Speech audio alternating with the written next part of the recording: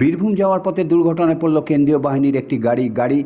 একটি লরির সঙ্গে গাড়ির ধাক্কা হয়। কেন্দ্রীয় বাহিনীর ৩ জন চালক সহ আরও একজন ৪ জন আহত হয়। সোমবার ভোরবেলা দুর্ঘটনা ঘটে ১৯ নম্বর জাতীয় সড়কে গুড়াপ থানা এলাকায়।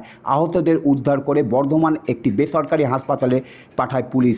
হুগলি জেলা গ্রামীণ পুলিশের এক আধিকারিক জানিয়েছেন যে আহতরা স্থিতিশীল অবস্থায় আছে। পুলিশ সূত্রে জানা গেছে যে একটি স্করপিও গাড়ি করে আইটিবিপির একজন মেডিকেল অফিসার, একজন সিনিয়র কমান্ডার ও একজন নিরাপত্তারক্ষী জাতীয় সড়ক ধরে বীরভূমে মোড় গ্রামের দিকে যাচ্ছিল।